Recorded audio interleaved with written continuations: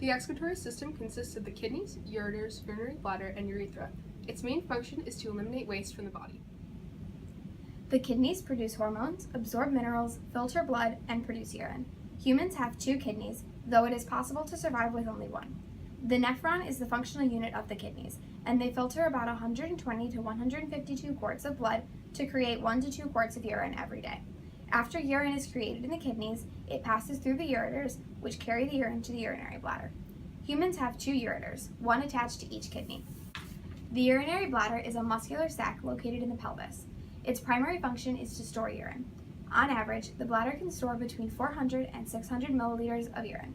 Once the bladder is full, urine travels down the urethra, a muscular tube that carries urine from the bladder to the outside of the body. Urine is produced in the nephron, the functional unit of the kidney. First, the glomerulus filters water and other substances from the bloodstream. Once waste is filtered from the blood, some water and other nutrients are filtered back into the blood.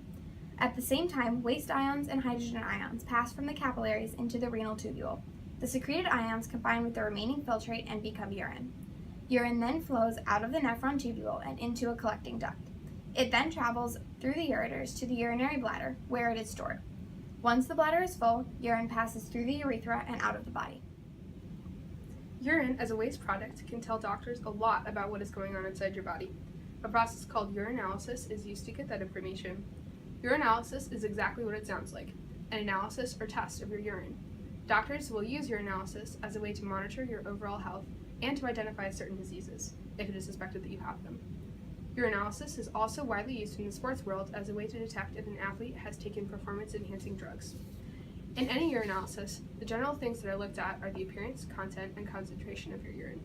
When a doctor wants to perform a urinalysis test, they will give the patient a container, usually a small cup, with directions to enter the nearest bathroom.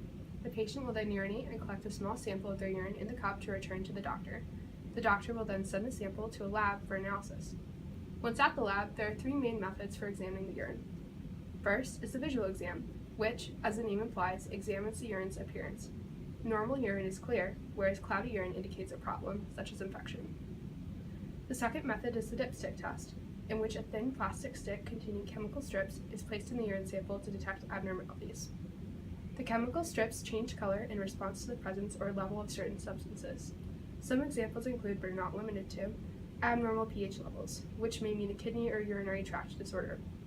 Protein levels. Low protein levels are normal, but higher protein levels could mean the patient has a kidney problem. Bilirubin. If bilirubin is present in a patient's urine, it may mean that they have a damaged liver or liver disease. Sugar. Normally, sugar levels in urine are too low to be detective. If sugar is detected in a patient's urine, it could be a sign of diabetes. The third and final method of examining urine is the microscopic exam, in which several drops of urine are placed in a slide to be viewed under a microscope. Again, doctors look for unusual substances that could be signs of medical issues. In the case of the microscopic exam, suspicious contents include the following: white blood cells, which could be a sign of infection; red blood cells, a sign of kidney disease or blood disorder; bacteria or yeast, another sign of infection; crystals, a sign of kidney stones; and casts, which are tube-shaped proteins indicative of kidney disorders. Seeing these substances, particularly in large amounts, leads to a follow-up exam in which the doctor looks for additional signs that you have a suspected disease.